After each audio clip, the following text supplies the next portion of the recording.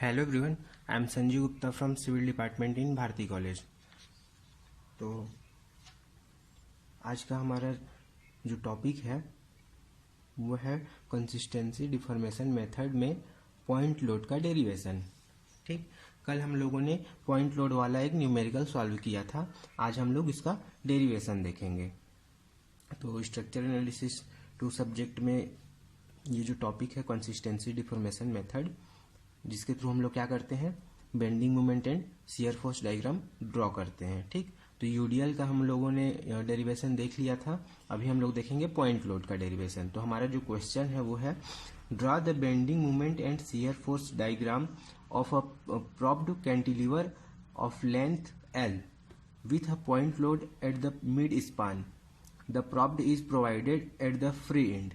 इसमें क्या है, हमारे पास एक बीम है जिसमें एक एंड फिक्स है और दूसरा एंड क्या है, फ्री है, provided at the free end. ठीक है, और इस पे क्या लग रहा है, W एक लोड अप्लाई हो रहा है। ठीक है,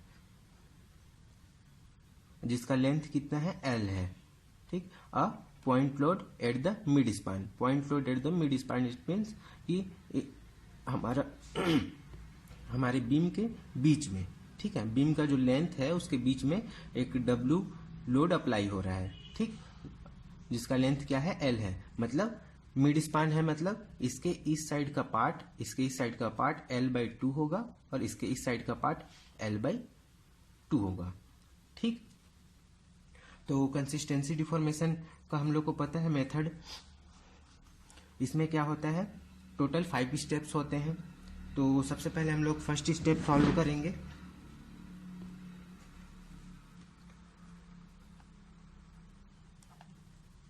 तो स्टेप फर्स्ट क्या रहता है, degree of redundancy. Degree of redundancy ये कितना होगा, इसमें क्या है, फिर से the structure involve two reaction and a couple at the free end. ठीक, सॉरी फिक्स एंड। तो इसमें क्या होगा, same 3 - 2 x is equal to 3 - 2 is equal to 1। ठीक, इसका डिग्री ऑफ रिडंडेंसी निकल गया। ठीक, अब क्या होगा, by removing any one of the reaction or the couple, the structure reduced to a determinate form. The structure reduced to a determinate form, मतलब किसी भी एक रिएक्शन को या कपल ऑफ फिक्स एंड, इसको या इसको हटाने पे हमारा जो स्ट्रक्चर हो वो क्या होगा, डिटर्मिनेट फॉर्म में रिड्यूस हो जाएगा।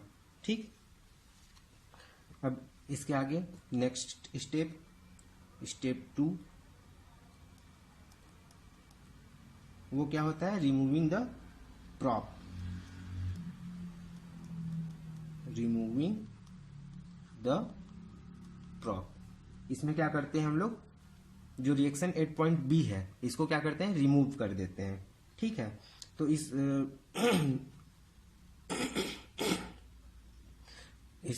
मिड स्पान पे लगने वाला वेट की वजह से ये क्या होता है, ये थोड़ा झुक जाता है, इस साइड से बी पॉइंट से थोड़ा क्या होता है, झुक जाता है, जिससे कर्व शेप में रिड्यूस हो जाता है ये। ठीक है, तो let the prop reaction be removed. The structure reduced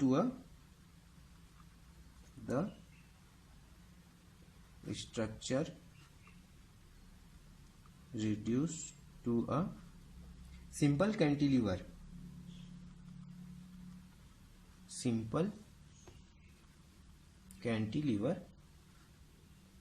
with a point load at mid span, with a point load at mid span।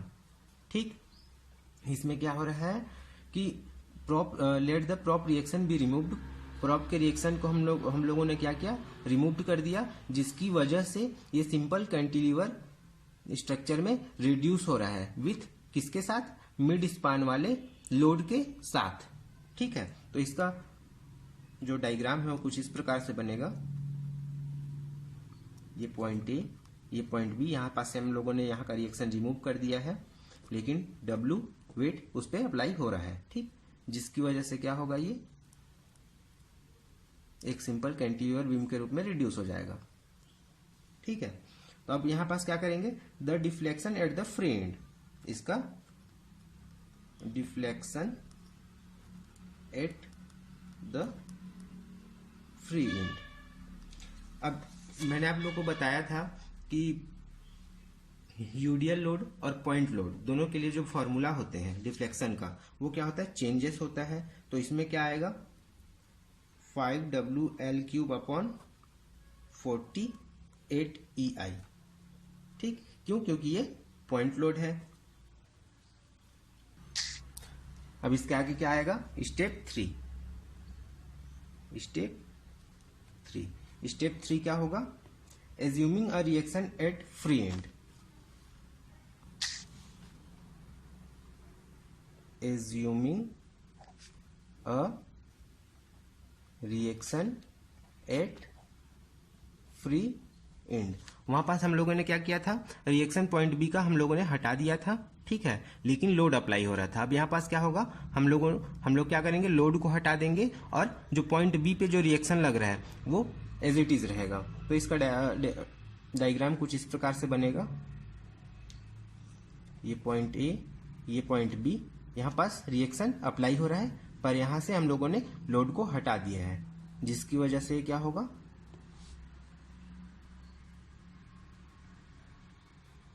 कुछ इस प्रकार से चेंज हो जाएगा अपवर्ड की ओर। ये क्या होगा, हल्का कर्व फॉर्म में चेंजेस हो जाएगा रिएक्शन की वजह से। ठीक, अब इसमें क्या होगा, the deflection at the free and, the deflection at the free end. अब क्या होगा यहां पास, अब लोड तो इसमें अप्लाई हो नहीं रहा है, तो इसमें लोड अप्लाई नहीं हो रहा, मतलब ये यूडियल है या पॉइंट लोड है, उससे हमको मतलब नहीं है। तो इसका भी सेम क्या होगा, -RBL³ अपॉन 3EI, क्योंकि यहां लोड है ही नहीं। ठीक है, तो जिसमें लोड नहीं रहेगा उसमें क्या होगा, deflection at free and RBL³ upon 3EI। ठीक, अब इसके आगे स्टेप 4। स्टेप 4 क्या है, कंपेटिबिलिटी इक्वेशन।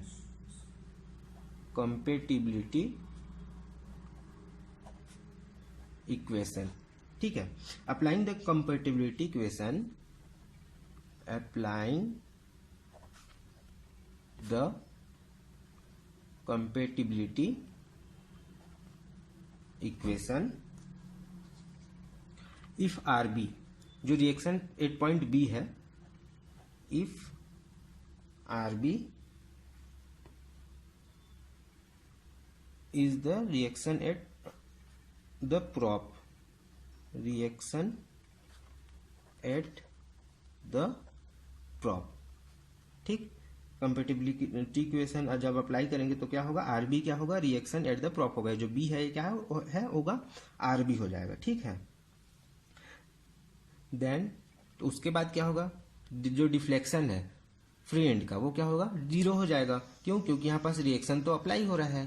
ठीक है, देन डिफ्लेक्शन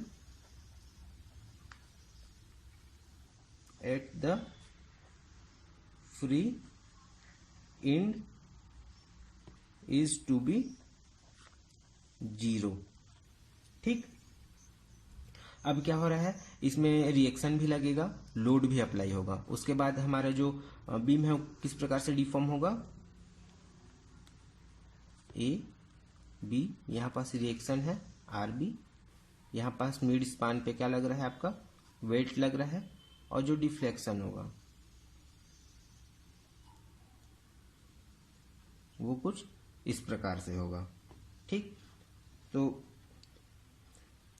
अब क्या करेंगे, डिफ्लेक्शन क्या हो गया है यहाँ पर 0 हो गया। ठीक है, तो स्टेप 2 और 3 को कंपेयर करेंगे। क्या था 5W L³ / 48 Ti, ठीक, minus RB L³ / 3EI is equal to क्या होगा, डिफ्लेक्शन एट फ्री एंड क्या होगा 0 हो जाएगा। तो यहां से हमारे पास क्या निकलेगा, RB की वैल्यू निकल जाएगी, RB is equal to 5W / 16। ठीक है, और रिएक्शन एट ए, जो पॉइंट ए पे रिएक्शन लग रहा है वो क्या होगा, RA is equal to W - 5W / 16। तो ये क्या हो जाएगा 11W / 16 क्या होगा अपवर्ड। ये रिएक्शन एट पॉइंट बी था, फ्री एंड का रिएक्शन कितना आया 5W / 16, और रिएक्शन एट पॉइंट ए, इस पॉइंट का रिएक्शन कितना आया 11W / 16, इस पॉइंट का रिएक्शन कितना आया 5W / 16। ठीक है, अब इसके आगे क्या होगा स्टेप 5। स्टेप 5 क्या था, बेंडिंग मोमेंट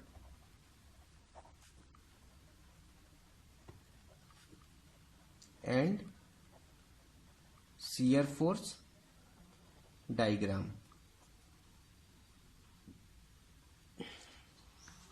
तो फिर से क्या होगा, यहां पास फिक्स एंड है। अब फिक्स एंड है तो स्टार्टिंग पॉइंट से ही डिफ्लेक्शन स्टार्ट नहीं होगा, क्या होगा कुछ दूर तक वो स्ट्रेट ही रहेगा, उसके बाद डिफ्लेक्शन स्टार्ट होगा।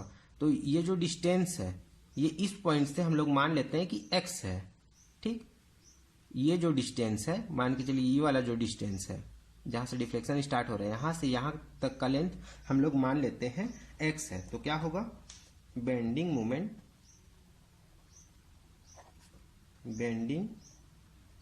Moment at any distance x from B, any distance x from B। ठीक है,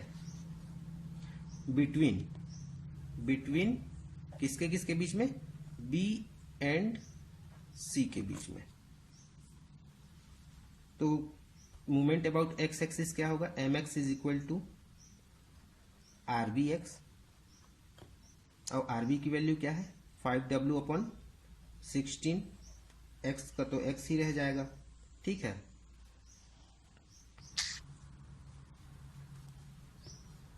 अब क्या होगा एट सी कौन सा पॉइंट है जहां पास वेट अप्लाई हो रहा है। ठीक है, तो वेट कहां पास अप्लाई हो रहा था, मिड स्पान में, उसका लेंथ कितना था L/2, तो ले लेते हैं x is equal to L/2।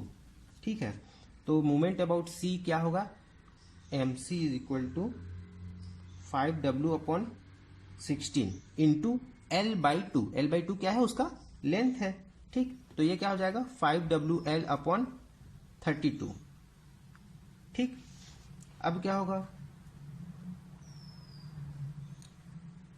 Bending moment at any distance x from B, any distance x from B। Same, अब यहां पास क्या होगा, बिटवीन C एंड A। ठीक, जैसे ये हमारा डायग्राम था जिसका लेंथ था L, यहां पास W वेट अप्लाई हो रहा था, तो ये जो पॉइंट है इसको हम लोग मान लेते हैं C। ठीक, इसके इधर का लेंथ कितना होगा L/2, इधर का लेंथ कितना होगा L/2। तो अभी ये A, ये B, ये C, तो अभी इनके लिए निकाला था हमने, ये वाला जो निकाला है ये वाला। ठीक, ये क्या था C और B के लिए था, अभी हम लोग क्या करेंगे C और A के लिए निकालेंगे। ठीक है, तो C और A के लिए क्या होगा, movement about x axis mx is equal to 5w upon 16x minus w x minus l upon 2। ठीक, तो इसको जब हम लोग सॉल्व करेंगे तो ये आएगा आपका -11w upon 16x plus w l upon 2। ठीक, अब 8a अब यहां से यहां तक का तो क्या होगा, पूरे स्पान का लेंथ होगा, यहां से यहां तक l/2 था, यहां से यहां तक क्या होगा, l होगा। ठीक, तो 8 पॉइंट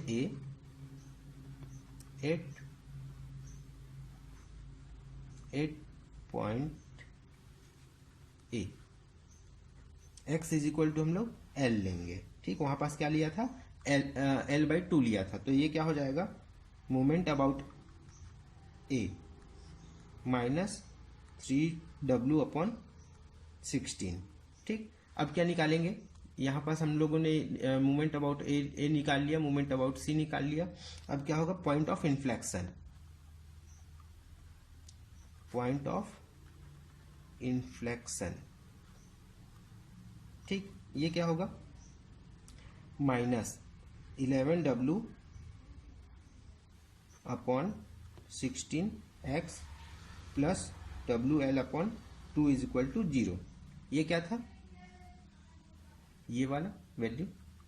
ठीक, तो इसमें से हम लोग जब x की वैल्यू निकालेंगे, कैलकुलेट करेंगे x की वैल्यू को, तो x इज इक्वल टू आपका आएगा 8l अपॉन 11। ठीक, 8l अपॉन 11। अब हम लोगों ने x की वैल्यू भी निकाल ली। अब क्या करेंगे, अब फाइनल स्टेप है हमारा, ड्रॉ करेंगे, draw bending moment and shear force diagram. ठीक, तो बेंडिंग मोमेंट डायग्राम क्या होगा, ये हमारा नॉर्मल एक बीम है।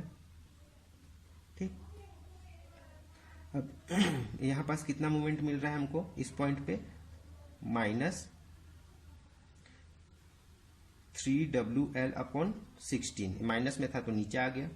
ठीक, मिड स्पान पे कितना मिल रहा है, 5WL अपॉन 32। ठीक, और इस पॉइंट पे तो 0 होगा, तो अब क्या करेंगे, x डिस्टेंस पे ये क्या करेगा, इसको कट करेगा। ठीक है, तो ये कुछ इस प्रकार से इसका बेंडिंग मोमेंट डायग्राम बनेगा। अब ये ट्रायंगल शेप में क्यों है, क्योंकि ये पॉइंट लोड है। ठीक, और यहां से यहां का जो डिस्टेंस होगा वो होगा x। ठीक, अब क्या करेंगे, शियर फोर्स डायग्राम ड्रॉ करेंगे। तो शियर फोर्स में क्या मिला था हमको, रिएक्शन कितना कितना मिला था,